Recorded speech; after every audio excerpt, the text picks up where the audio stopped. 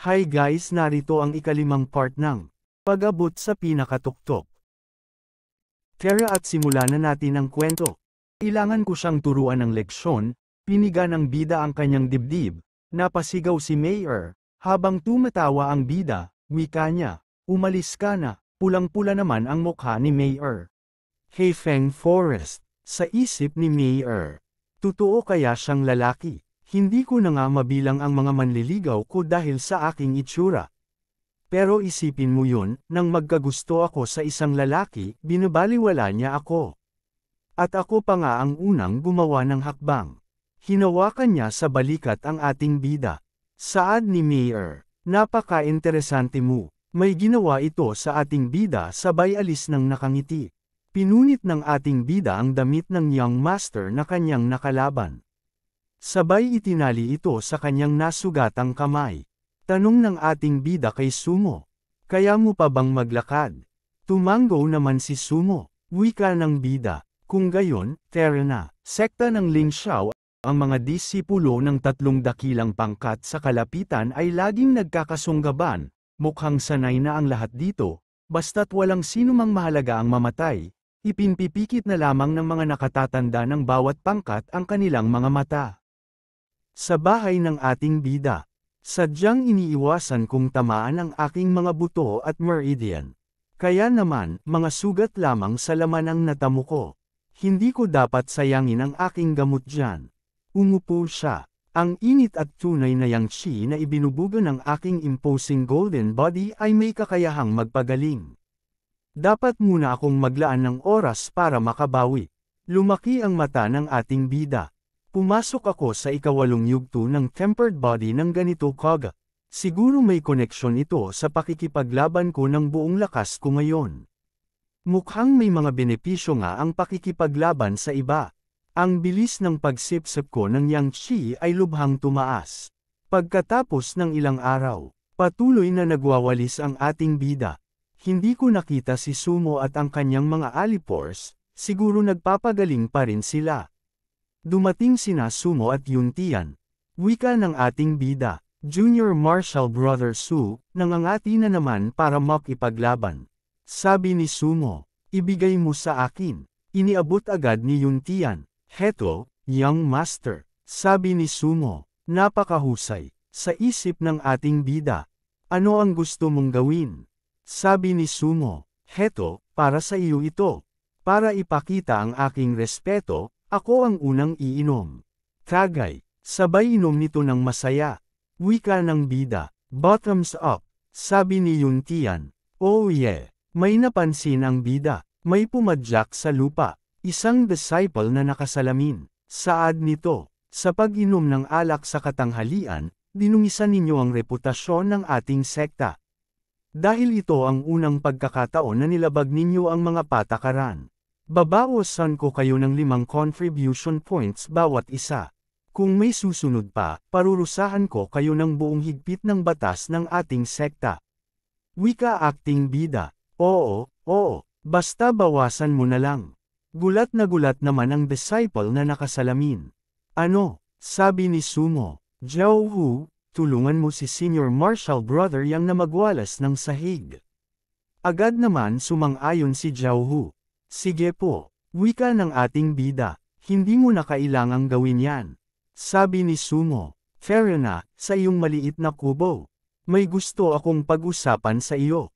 Bakit mo kami iniligtas? Wika ng ating bida, bakit? Tinatawag mo akong Senior Marshal Brother, kaya dapat akong umakto bilang isang Senior Marshal Brother din. Siguro yun ang dahilan. Sabi ni Sumo, talaga, wika ng ating bida. Ano pa bang ibang dahilan? Sabi ni Sumo, sige, dahil tinuturing mo kaming mga Junior Marshal Brother mo, ituturing ka rin namin bilang aming Senior Marshal Brother. Humihingi ako ng paumanhin sa lahat ng nangyari noon, paumanhin, Senior Marshal Brother. Wika ng ating bida, hindi ko na isinapuso yon. Habang maririnig ang tawa, ha, sabi ni Sumo. Senior Marshal Brother, may gusto akong itanong sa iyo. Noong araw na yon, hinawakan mo ba yon? Wika ng ating bida, hinawakan ang ano? Sabi ni Sumo. Ang tinutukoy ko ay si Humeir. Wika ng ating bida. Kung hinawakan ko, ano naman? Siya ang naglagay ng kamay ko doon, tinuturuan ko lamang siya ng leksyon. Sabi ni Sumo. Ano ang pakiramdam? Wika ng ating bida. Hindi mo pa nasubukan. Sa isip ng bida, huwag mong sabihing inosenteng birhen. Pa rin ang spoiled kid na ito. Sabi ni Sumo. Nasubukan mo na, Senior Marshall Brother.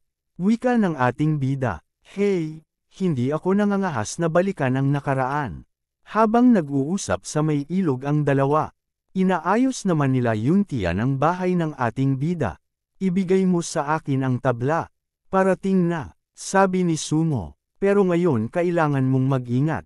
Si Humeir ay mayabang, at ngayong sinira mo ang kanyang imahe, hindi niya ito palalampasan. Wika ng ating bida. Gusto niya akong kalabanin. Sabi ni Sumo. Sa kama, susubukan kanyang akitin sa anumang paraan, at hindi siya titigil hanggat hindi siya nagtatagumpay. Senior Marshall Brother, mukhang mapalad ka pagdating sa pag-ibig. Wika ng ating bida. Hindi ako interesado sa isang katulad niya. Kaya noong sinabi mong may gusto kang sabihin sa akin, yun na ba yun? Sabi ni Sumo. Gusto ko lamang magbayad sa iyo. Ito ay isang bote ng small chi recovery pill. Uminom ka ng ilan, dapat nitong mapalitan ang chi na ginamit mo. Kinuha ito ng ating bida. Sa isip niya, small chi recovery pills. Bagamat hindi malakas ang mga epekto nito at banayad lamang, at pangunahing epektibo para sa mga nasa ikapitong yugto ng tempered body, pero sanay ako sa True Young Mnemonics kaya hindi ko kailangang mag-alala tungkol sa dami ng chi sa aking katawan. Ang halaga ng mga pil na ito ay hindi gaanong malaki para sa akin. Sabi ni Sumo, ayokong magkaroon ng utang na loob sa kahit kanino. Wika ng ating bida, sige, tatanggapin ko na lang ito. Sabi ni Sumo, Senior Marshall Brother, gusto kitang dalhin sa isang magandang lugar. Wika ng ating bida. Saan tong lugar na to? Sabi ni Sumo, maghintay ka lang, ginagaranti ako na hindi ka mabibigo. Kinabukasan, Heifeng Forest. Sa isip ng bida, bakit ako dinala ni Sumo sa ganitong lugar? Sabi ni Sumo, alam mo ba kung bakit nakasalubong namin si Cheng Xiaofeng sa gilid ng Heifeng Forest? Wika ng ating bida, siguro pupunta rin sila sa Heifeng Forest. Sabi ni Sumo, ang Ling Xiao Sect, Fenggayo Pavilion, at ang Blood War Gang ay hindi gaanong malayo sa isa't isa.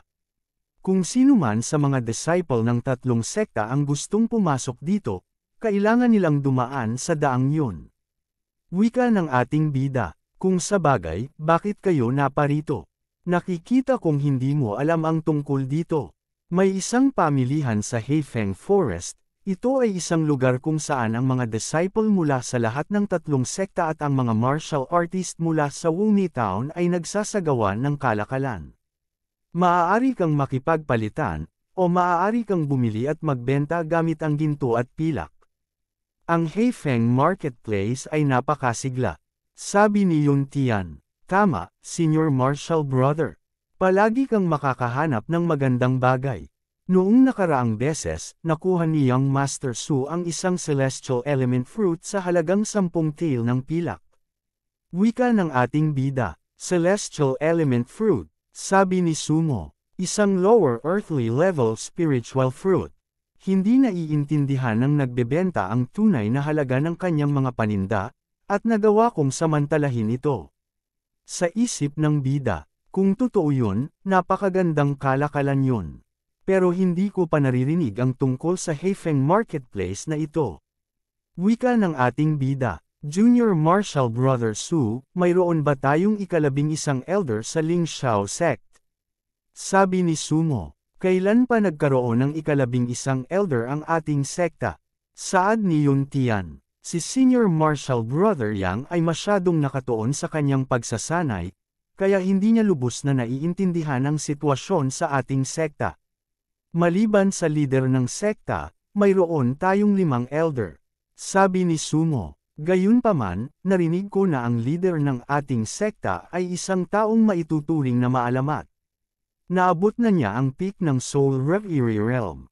Habang lumilipas ang sandali, patuloy ang pag-uusap ng tatlo. Sa isip ng bida, naabot na ng leader ng sekta ang peak ng Soul Reverie Realm.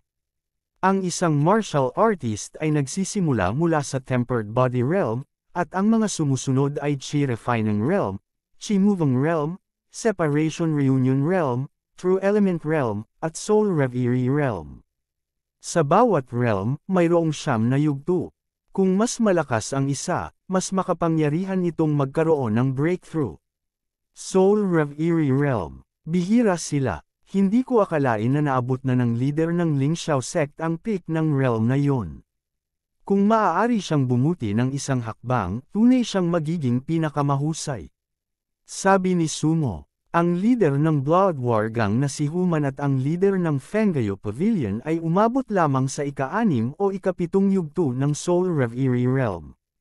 Hindi sila maaaring ihambing sa leader ng ating sekta. Saad ni Yuntian, gaano katagal kailangan ng leader ng sekta para mag-breakthrough? Kapag nag-breakthrough siya, ang Lingxiao sect ay magiging pinakamakapangyarihan sa loob ng radius ng ilang libong lis. Sino ang mga ngahas na sumalungat sa atin? Habang nag-iisip si Sumo, saad ni Yuntian, anong nangyari? Sabi ni Sumo, sinabi sa akin ng aking ama na naabot na ng leader ng sekta ang peak ng Soul Reverie ilang taon na ang nakalipas. Saad ni Yuntian, kung gayon, bakit hindi siya nag-breakthrough? Sabi ni Sumo, Sai, hindi ako nangangahas na sabihin. Saad ni Yuntian, Young Master Su, paano mo kami magagawang maging mausisa pero hindi mo naman sasagutin?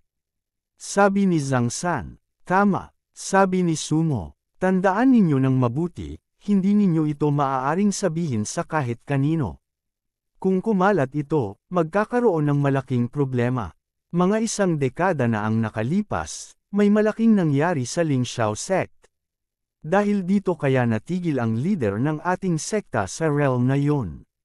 Sa isip ng bida, may malaking nangyari. Sabi ni Sumo, ang leader ng ating sekta ay hindi kailanman nag-asawa at walang anak sa buong buhay niya, at 2 lamang ang kanyang tinanggap na disciple. Ang problema ay sa 2 disciple. Ang pinakamatandang disciple ay isang taong masipag, at ang pangalawang disciple ay isang taong matalino.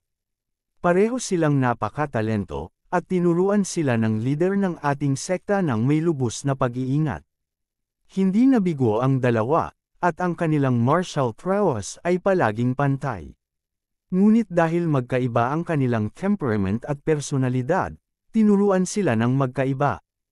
Ang pinakamatandang disciple ay mas pinupuri, habang ang pangalawang disciple ay mas mahigpit na pinakikitunguhan. Dahil dito, hindi naunawaan ng pangalawang disciple ang intensyon ng leader ng ating sekta at naisip na kampi siya sa kanyang pinakamatandang disciple brother. Ang kanyang inggit ay naging pagkamuhi.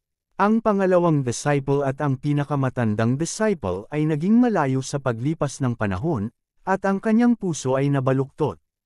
Nagawa pa niyang maghanap ng isang masamang paraan ng pagsasanay at nagsimulang magsanay dito. Sabay-sabay na sabi ng tatlo. Isang masamang paraan ng pagsasanay. Habang patuloy na nag-uusap ang 4. Saad ni Yuntian, isipin mo na nangyari ang ganoong bagay. Sa isip ng bida, dapat totoo ito, at hindi dapat nagmalabi si Sumo. Pakinggan natin ang buong kwento.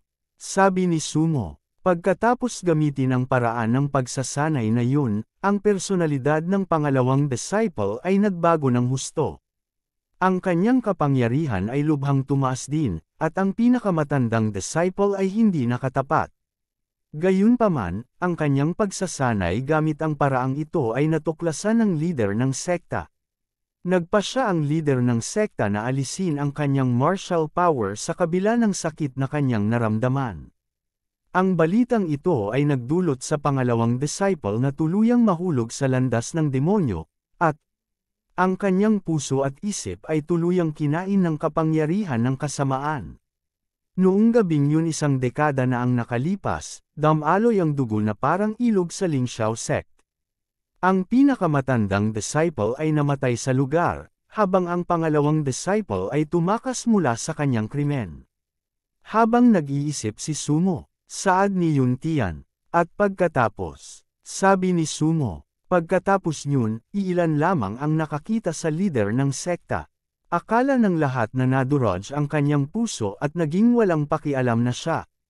Gayunpaman, walang sino man ang umasang makikitang muli ang leader ng sekta. At noong panahong yun, hindi niya pinansin ang distansya at personal na nahuli ang kanyang pangalawang disciple at ikinulong siya sa ilalim ng Kunlong Ravine. May naalala ang bida, narito ako hindi para makita ang kayamanan, ngunit narito ako para makita ang tao. Sa isip niya, anong tao? Walang duda na nakakulong siya sa ilalim ng Kunlong Ravine. Huwag mong sabihin ang ika-11 elder ay, sabi ni Sumo. Ngunit pagkatapos nito, hindi na nagawang mag-breakthrough ng leader ng ating sekta sa Soul Reverie Realm at kailangan niyang manatili doon. Hanggat hindi nalulutas ang kanyang emotional block, hindi siya maaaring makapagpahinga.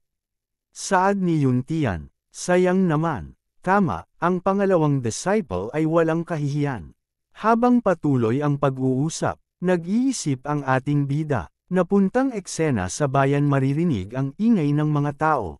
Makikita ang lugar ng pamilihan. Habang maraming nakalatag na iba't ibang mga kagamitan. Sabi ni Sumo, tama, naabot na natin ang ating destinasyon. Wika ng ating bida, hindi naman masama ang lugar na ito. Sabi ni Sumo, hindi mo kailangang mag-alala tungkol sa iyong kaligtasan dito. May mga makapangyarihang disciple mula sa lahat ng 3 sekta na nakatalaga dito. Nakikita mo ba yung maliit na bahay na kahoy? Doon nakatalaga ang mga disciple namin ng Lingxiao sect. Nasa loob ang aking nakatatandang kapatid na babae. Wika ng ating bida, ang iyong nakatatandang kapatid na babae. Sabi ni Sumo, babalaan kita dito at ngayon, huwag mong gawing target ang aking kapatid na babae. Gayunpaman, hindi ko iniisip na may kakayahan kang gawin iyon. Wika ng ating bida, malakas ba ang iyong kapatid na babae? Sabi ni Sumo, syempre, ikatlong bahagi ng tunay na elementong kaharian, napaka-aunti sa nakababatang henerasyon ang makakapantay sa kanya. Bilang isa sa nakababatang henerasyon, labis na rare na narating muna ang yugtong iyon. Ang isa pagkatapos ng tunay na elementong kaharian ay ang kaluluway nagpapagalaw kaharian, ang kaharian kung saan naruroon ang pinuno ng sekta. Wika ng ating bida, kung ang kapatid mo ay ganyan kalakas, bakit ikaw ay nasa kaharian ng katawang pinatigas na? Nahiya bigla si Sumo sa sinabi ng ating bida. Sabi ni Sumo, naglalaro-laro ako, pero huwag kang mag-alala, magsasanay akong mabuti pagkatapos nito. Nakakahiya naman kung malampasan ako ng isang disipulo sa pagsubok na katulad mo. Sa isip ng bida, mukhang ang sakit mula sa nakaraang ilang araw ay ginaisang ang kanyang ambisyon. Sabi ni Sumo, fair na, dadalhin kita para makita ang aking kapatid. Sa proteksyon niya, mas madali para sa iyo ang gumawa ng anuman sa pamilihang Heifeng. Wika ng ating bida, ano ang pangalan ng kapatid ni Sumo? Saad ni Yuntian, sasabihin ko sa iyo pagdating natin doon. Sa isip ng bida, mukhang ang mga gusaling ito ang mga lugar kung saan nakatira ang lahat ng mga dalubhasa ng sekta ng Lingxiao. Napatingin ang bida kay Sumo. Hindi makalakad si Sumo papalapit sa bahay. Ate, narito ako para makita ka. Habang pidyo ang pagtawa ng ating bida, lumingon dito si Sumo. Sumagot ang kanyang ate ni Sumo. Pumasok ka. Binuksan na niya ang pinto. Kaagad na rin silang pumasok sa loob. Sa isip ng ating bida, parang may espesyal na aura sa silid na ito, kahit ang hangin ay parang nakapreserba. Nakakasakal ito. May napansin ang bida, nang bigla na may sumigaw, aray ko. Makikita na may bukol sa ulo si Sumo kaharap ang kanyang ate. Saad ni Yuntian, siya ang nakakatandang kapatid ni Sumo, si Suyan. Reaksyon ng bida, wow! Ipinakita na ang ate ni Sumo. Saad nito, alam mo ba kung bakit kita pinalo? Sabi ni Sumo, alam ko, Nang mapansin ito ng ating bida, saad ng ate, maaari mo bang sabihin sa akin kung bakit kita binubugbog? Sabi ni Sumo, dahil hindi ako magaling. Saad ng ate, bakit hindi ka magaling? Sabi ni Sumo, dahil hindi ako nagsasanay. Saad ng ate, at least alam mo ang dahilan kung bakit. Alam mo ba ang gagawin pagkatapos nito?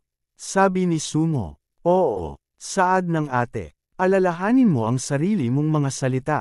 Kung ikaw ay naglalaro-laro pa rin, hindi ba ang bubugbog sa iyo? Ako mismo ang pupunta doon at gagawin ko mismo. Sabi ni Sumo, ginagarantiya ko na magsisikap akong magsanay, at hindi kita bibiguin. Saad ng ate, ikaw ba ang tumalo kay Cheng Xiaofeng?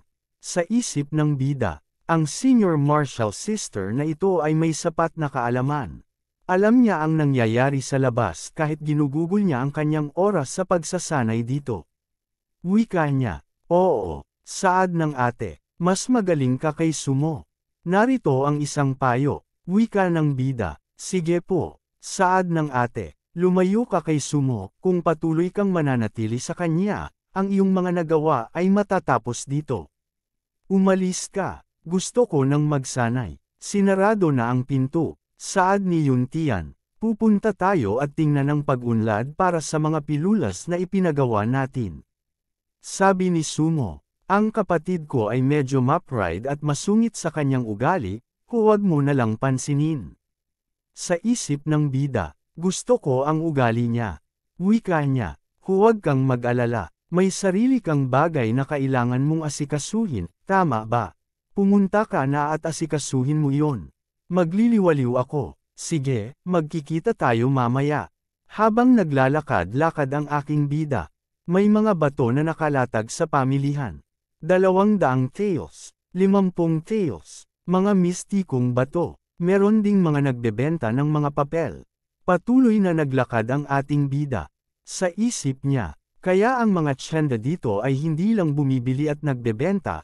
Ang ilang mababang antas na alkymista ay maaari pang ipagawa ang pagsintesis ng mga pilulas.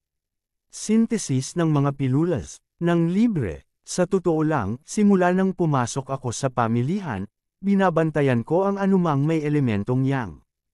Ang magulong sagot ng tatak ng pinagmulan ng yang ay nagpapatunay na maraming kayamanan ng elementong yang sa paligid. Naunawaan ko na ng lubos ang presyo ng maliit na pilulas ng pagbabalik ng chi.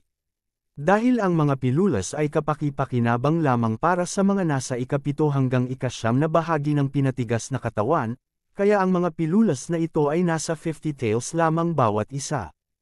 Ang bote na ibinigay ni Sumo ay may 10 pilulas na iyon, kaya halaga ang mga ito ng 500 taels.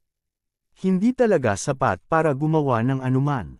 Nang bigla na lamang may humawak sa balikat ng ating bida. Nagulat ang ating bida. Ito pala si Mayor. Saad nito, ikaw nga, wika ng bida, may kailangan ka. Saad ni Mayor, ay, wala, gusto lang kitang batiin, iyon lang. Wika ng bida, column, reaksyon ni Mayor, hoy, habang naglalakad ang bida, patuloy na sumusunod si Mayor. Makalipas ang 5 minuto, wika ng bida, bakit mo ako sinusundan? Saad ni Mayor, hindi kita sinusundan. Ito ang pamilihang Heifeng, at nagliliwaliw lang ako. Ano ba, nag-aalala ka sa akin? Wika ng bida, tigilan mo ang pagsunod sa akin o kundi. Saad ni Mayor, anong ibig mong sabihin sa, o kundi? Gagamitan mo ba ako, ng dahas katulad ng nakaraang panahon? Sa isip ng bida, wala akong oras para dito. Sa kanilang tinigilan may mga bato na kumikinang-kinang. Sabi ng tindero, interesado ka ba sa anuman? Lahat ng mga paninda ko ay may pinakamataas na kalidad at sa makatarungang presyo. Hindi bali kung binibili mo ito para sa sarili mong gamit o binibili mo ito para ibenta, palagi kang kikita ng higit pa sa gastos. Wika ng bida, magkano ang batong ito? Sabi ng tindero, iyon ay isang nakakasilaw na batong araw. Hindi ito mahal, 500 taels bawat isa. Sa isip niya, kahit na ang batong ito ay makatawiran, ang mayroon ako lamang ay 500 taels. Wika niya, medyo mahal. Sabi ng tindero, nagbibiro ka ba? Lahat ng mga paninda ko ay malinaw na nakapresyo at tiyak na hindi minarkahan ng padalos-dalos. Kung pupunta ka sa ibang tiyenda, malalaman mo kung gaano kamura ang presyo ko. Habang nag-iisip ang ating bida, patuloy na nag-uusap ang dalawa. Sabi ng tindero, kapatid, ang lahat ng mga gamit ko dito ay tumutulong lang sa gang na magbenta. Tungkol sa presyo, hindi ko maaaring bumaba pa o kundi kailangan kong gamitin ang sarili kong pera para takpan ang lugi. Kaya't huwag mo naman akong pahirapan. Wika ng bida, ang gang. Sa isip ng bida, mayroon lamang isang gang sa malapit, gang ng digmaang dugo. Saad ni Mayor, tama, ang tiyendang ito ay pag-aari ng aking pamilya. Gusto mo ang mga batong ito? Tumango ang bida. Kung gayon pangako mo sa akin ang isang bagay, at maibibigay ko sa iyo ang lahat ng mga batong ito. Sabi ng tindero, MS. Saad ni Mayor, huwag kang mag-alala, ipapaalam ko kay Dad. Kaya, ang kailangan mo lang gawin ay pangakoan ako ng isang bagay. Isa iyong napakasimpleng bagay para sa mga lalaking katulad mo. Wika ng bida, huwag mo nga ayang isipin. Saad ni Mayor, ikaw. Bigyan mo siya ng diskwento. Wika ng bida, hindi na kailangan, 500 taels na. Maaari ko bang ipalit ito sa mga pilulas? Ang pamilihan ay may mga patakaran din sa barter, at ang tapos na mga pilulas ay karaniwang maaaring gamitin bilang pera. Sabi ng tindero, oo, wika ng ating bida, ang boteng ito ay mayroong 10 pilulas ng pagbabalik ng chi. Halaga ito ng 500 taels, tingnan mo. Sa isip niya, tama ang ginawa kong pagpili. Sabi ng tindero, kapatid, kung hindi ka maiinip, ireregalo ko na rin sa iyo ang mga binhi na ito. Hindi naman iyan mahalaga, wika ng bida. Ano ang mga ito? Sabi ng tindero, ito ang mga binhi para sa 3 prutas ng yang. Natuklasan namin ang mga ito habang nagmimina kami para sa mga nakakasilaw na batong araw. Ang mga prutas na tumubo mula sa mga puno ay itinuturing na mababang makapal na espiritual na mga prutas, matagal lang tumubo. Sa isip ng bida, kung itatanim ko ito, hindi ito magbubunga sa loob ng 10 taon. Pero dahil sa kabaitan ng may-ari, tatanggapin ko na rin. Salamat. Saad ni Mayor, hoy! Hintayin mo ako, hintayin mo ako. Sa isip ng bida, kailangan kong maghanap ng paraan para mawala siya. Kung susundan niya ako pabalik sa sekta ng Lingxiao, maaaring iba ang tingin sa akin ng iba. Ang reputasyon ng babae na ito ay medyo masama. Siguro kung pupunta ako sa loob ng gubat ng Heifeng, maaari ko siyang takutin. Sa isip ni Mayor, pumupunta siya sa loob ng gubat. Sasabihan, hindi ako pamilyar kay Yang Kai. Kung sinundan ko siya roon at may mangyari sa akin, ano ang dapat kong gawin? Pero siguro sinusubok niya lang akong takutin. Patuloy itong sumunod. Sa isip ng bida, akala ko susundan niya ako, siya ay napakalakas ng loob. Pero maghintay ka lang hanggang sa makarating tayo sa isang lugar na walang tao, ipapakita ko sa iyo. May nakasunod sa kanilang mga nakapula, kulay ng suot ng nakalaban ng ating bida. Ito ang batang master na galit habang may bakas panang. Sapak ang mukha, sabi ng pula ang buhok. Marshall Jr. Brother Cheng, binugbog ka niya. Ang bata na iyon ay nasa kaharian lang ng pinatigas na katawan. Sabi niyang Master Cheng, hindi ako nagbibigay pansin noon, at siya ay medyo kakaiba rin. Noong sinusubok kong saksakin siya ng espada, ginamit niya ang kanyang palad para harangin ako. Hindi lang niya hinawakan ang aking espada, at hinawakan pa niya ang isa kong braso. Kaya't natalo ako, sabi ng pula ang buhok. Iniimbestigahan mo ba ang kanyang pagkakakilanlan? Sabi niyang Master Cheng. Oo, ang bata na iyon ay isang disipulo lang sa pagsubok. Walang pinagmulan. Sabi ng pula ang buhok. Isang disipulo sa pagsubok. Sa pagkakalaman ko, ang sekta ng Lingxiao ay mayroong mas baba sa 10 disipulo sa pagsubok. Siya ba ang isa sa kanila? Sabi niyang Master Cheng. Oo, orihinal, nag-aalala ako na ang gubat ng Heifeng ay maraming taong pumapasok at lumalabas, at hindi madaling makuha ang drop sa kanya. Pero hindi ko akalain na ang bata ay mahulog sa kanyang ganda at pumasok sa malalim na gubat kasama ang babae na iyon. Kahit ang kalangitan ay tumutulong sa atin. Sabi ng pula ang buhok. Mukhang ang aking Marshall Jr. brother ay hindi lamang magkakaroon ng kanyang paghihiganti kundi magkakaroon pa ng enkwentro sa kabilang kasarian. Pagpatay sa 2 ibon sa isang bato. Sabi niyang Master Cheng. Tigilan mo, Marshall Sr. brother. Inimbitahan kita para tulungan ako. Sa tingin mo ba ay mag-e-enjoy ako sa mga nakukuha ko ng mag-isa? Sabi ng pula ang buhok. Nagpapasalamat ako para doon, Marshall Jr. brother. Tara, dapat tayong magmadali. Kapag naabutan natin sila, hahanap tayo ng pagkakataon para sumalakay. Ano ang gusto mo? Saad ni Mayor. Samahan mo lang ako ng isang beses. Hindi na kita kukulitin pagkatapos nito. Wika ng bida, nangangarap ka. Saad ni Mayor. Hindi ba ako maganda? Hindi ba gusto mo ang aking katawan? Huwag mong sabihing hindi ka na-attract sa akin. Wika ng bida, hindi ka naman kasiyahan sa labas at may karapatan ka naman na maging ma-pride. Pero ang loob mo ay puno ng dumi. Saad ni Mayor, sa tingin mo marumi ako. Wika ng bida, oo. Saad ni Mayor, isa ka lamang disipulo sa pagsubok. Dapat maging masaya ka na kinukonsidera kita. Alam mo ba kung ilan ang gustong makasama ako? Wika ng bida, kung gayon, prinsesa, maaari mong hanapin ang mga taong iyon. Bakit kailangan mo akong kulitin? Saad ni Mayor, Yang Kai, huwag kang maging walang utang na loob. Kung babalik ako at sasabihin ko kay Dad ang tungkol sa iyo, hindi mo makikita ang susunod na pagsilang ng araw. Wika ng bida, kung patayin kita dito, may chance ka pa bang sabihin sa iyong ama? Saad ni Mayor, nagbibiro ka ba? Wika ng bida, may limitasyon ang aking pasensya. Nang may papansin ang bida, wika niya, lumabas kayo. Saad ni Mayor, ikaw, may nagsalita, Sister Mayor, sa pagkakataong ito, narito lang kami para sa buhay niya. Umalis ka sa daan at hindi ka namin sasaktan. Ito pala ang lalaking pula ang buhok. Tama iyan. Kung masaktan ka, dadyugo ang puso ko.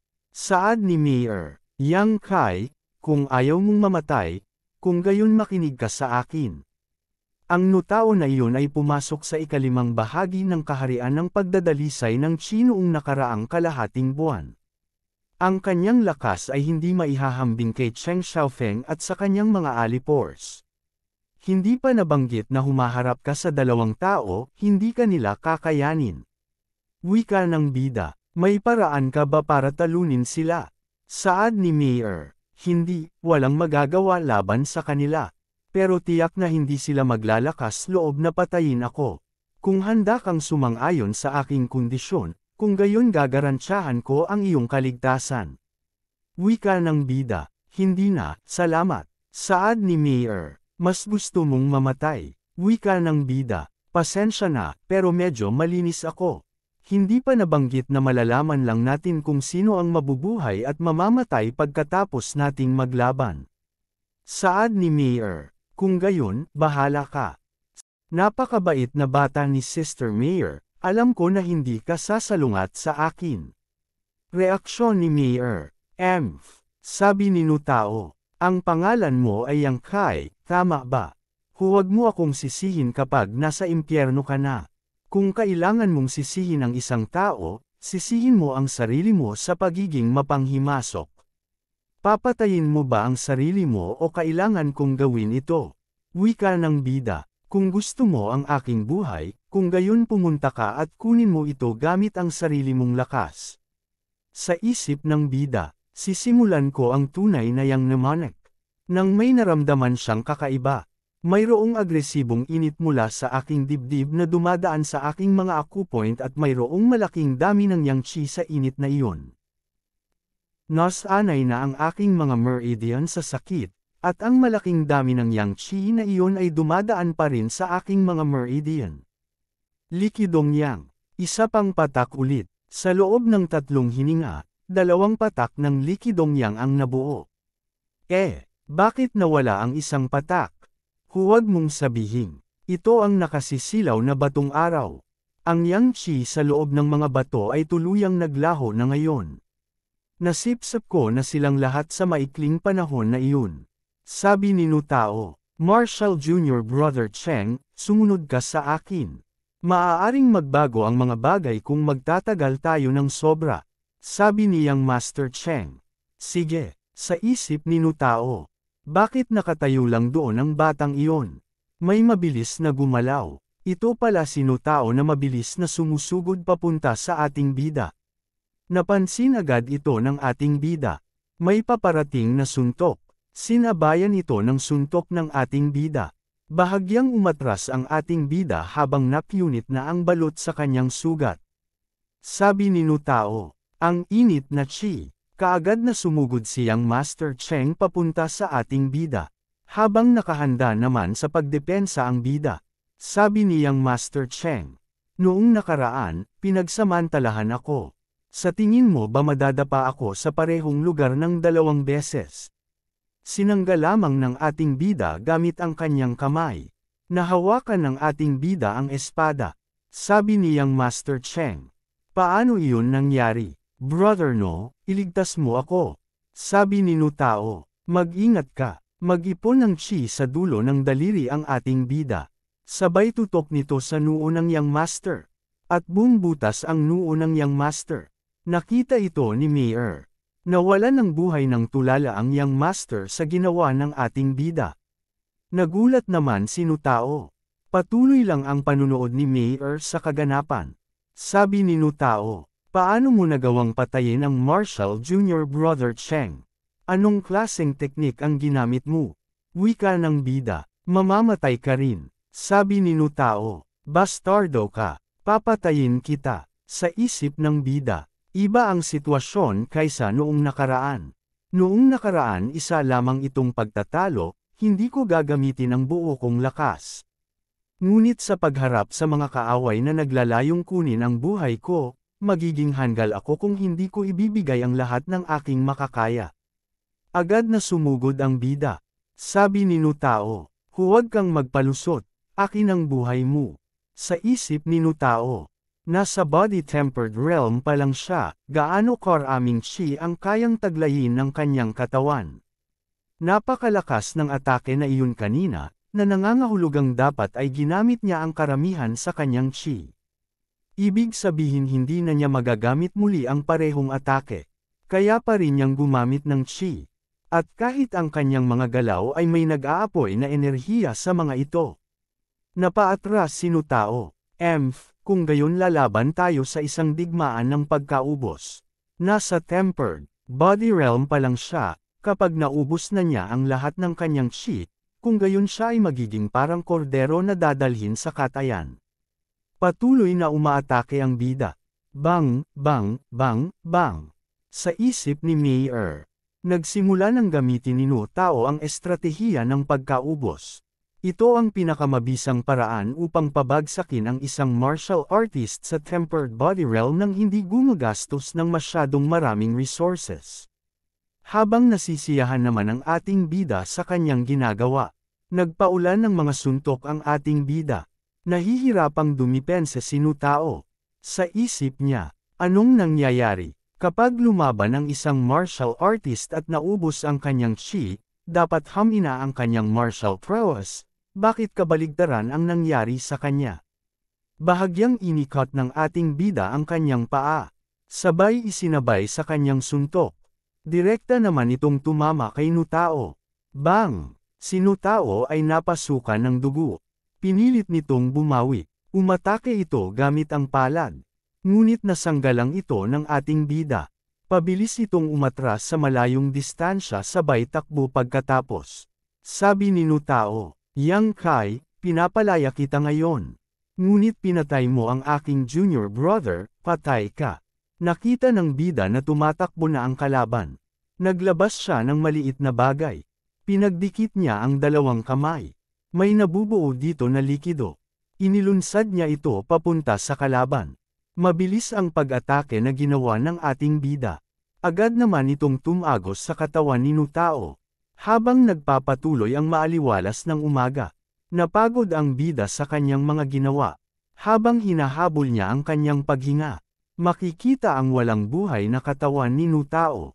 Sa isip ni Mayer, akala ko hihingi ng tulong sa akin si Yang Kai kapag natatalo na siya, at maaari ko nang maabot ang aking layunin. Ngunit paano ito? Habang nakatingin siya sa bangkay ni Nutao, tumingin sa kanya ang bida. Bahagya siyang napaatras. Nakikitaan ng kaba sa kanyang mukha. Wika ng ating bida, huwag ka lang tumayo dyan, tingnan natin kung ano ang mayroon sila sa kanila. Sa isip niya, ilang silver tails at 2 bote ng pills lang. Bakit ang pills sa 2 bote ay walang gaanong natira, ngunit sulit pa rin ito ng kaunting pera? Hindi ito isang kumpletong pagkalugi. Saad ni Mayer, kulang ka ba sa pera? Maaari ko itong ibigay sa iyo, kaya huwag mo akong patayin. Wika ng ating bida, hindi ako isang magnanakaw, bakit ko gugustuhin ang iyong pera? Kung wala akong sapat, kikita ako. Habang napapaisip si Mayer, wika ng ating bida, halika, nanigas naman si Mayer. Wika ng ating bida, anong kinatatakutan mo? Halika rito kapag sinabi ko sa iyo. Hanggat ginagawa mo ang sinasabi ko, hindi kita sasaktan. Saad ni Mayer, susunod ako. Wika ng ating bida, sige. Kinuha ng ating bida si Nutao. Wika niya, dalhin mo siya sa atin. Sa isip ni Mayer, sinabihan niya talaga akong ilipat ang isang bangkay. Kinuha na niya ang bangkay ng Young Master. Wika ng bida, sumunod ka sa akin. Pumunta sila sa kagubatan. Kahit na ang lugar na iyon ay itinuturing na mas malalim na bahagi ng kagubatan, hindi ko magagarantiya na walang mga lalaki at babae doon na nagkakaroon ng isang lihim na pagpupulong o isang bagay. Kung may makakita nito, kung gayon ito ay magiging isang problema. Lahat sila ay pinatay ng isang mainit na chi na dumadaan sa kanilang mga vital points. Kung imbestigahan ng Fenggayu Pavilion ang bagay na ito at sundin ang linyang ito ng mga clues, maaari nilang malaman ang tungkol sa akin. Mas mabuting itapon ang mga katawan sa abot ng makakaya. Sobra na hindi na sila mahahanap ng mga taga Fenggayu Pavilion. Naghahanap sila ng isang lawa.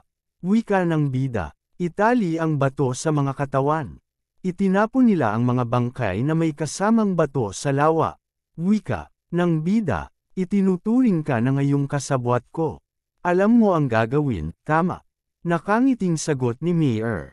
Oo, sa isip ng bida, bakit siya napakasaya?